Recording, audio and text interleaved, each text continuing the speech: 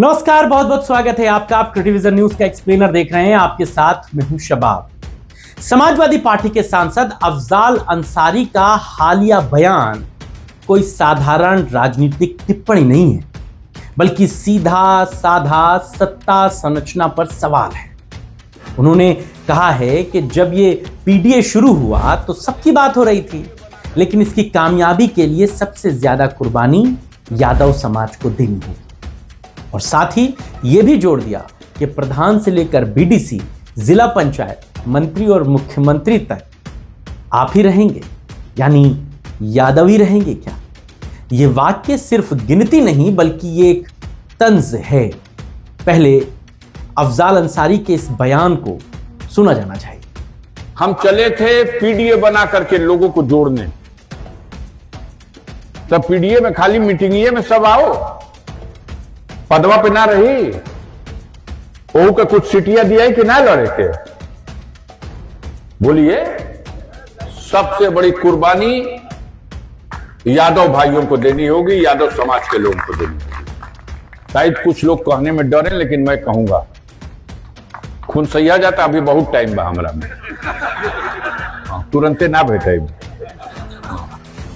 अब वो घड़ी ले का जने वो लायक रहब कि ना रहब, या जिंदा रहब कि ना रहब, लेकिन सबसे बड़ी कुर्बानी देनी होगी यादव भाइयों को। आप कुर्बानी दोगे तब पीडीए बनेगा। प्रधानों हम ही रही, बीडीसीओ हम ही रही, जिला पंचायतियों हम ही रही, अब मुख्यमंत्रियों हम ही रहब, अब मंत्रियों हम ही बनब, अब प्रधानों मंत्री है का रामाशंकर राज भाई भर भाई। सुना आपने, ये एक इशारा है भीतर पल रहे असंतोष की खुली अभिव्यक्ति का। समाजवादी पार्टी की राजनीति MY समीकरण यानी कि मुसलमान यादव समीकरण पर ही टिकी खड़ी रहती है।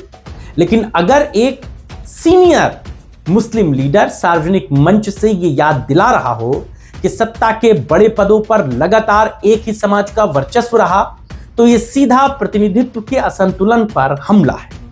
तो फिर सवाल उठना लाजमी है कि क्या मुसलमानों को सिर्फ वोट बैंक समझा जा रहा है? क्या भागीदारी के नाम पर सिर्फ आश्वासन दिया जा रहा है और हिस्सेदारियों को सीमित कर दिया गया है? बयान की आक्रामकता इसी बात में छिपी है कि ये शिकायत पर्दे के पीछे नहीं, बल्कि खुले मंच से आई। इस बात का ध्यान रखिएगा कि यह बयान किसी छोटे मोटे सड़क चलते नेता ने नहीं दिया, या किसी हल्के राजनीतिक कार्यकर्ता ने नहीं कहा है। यह उस नेता का बयान है जिसकी पूर्वांचल में मजबूत पकड़ है। दिवंगत बाहुबली नेता मुख्तार अंसारी के बड़े भाई अफजाल अंसारी, ऐसे नेता जो शब्द तौल कर बोलते हैं। पूर्वांचल की राजनीति में हर वाक्य का एक वजन होता है, इसीलिए यह भी मान लेना चाहिए कि यह सिर्फ भावनात्मक टिप्पणी नहीं थी, बल्कि एक सोचा समझा बयान था। और इन सब के बीच में सबसे बड़ा सवाल अब सीधे अखिलेश यादव की ओर जाता है कि क्या यह बयान अखिलेश यादव को अफजाल अंसारी ने आईना दिखाने की कोशिश के तौर पर दिया है? क्या यह संकेत है कि अगर सामाजिक संतुलन नहीं सुधरा तो भीतर से ही आवाजें तेज हो जाएंगी?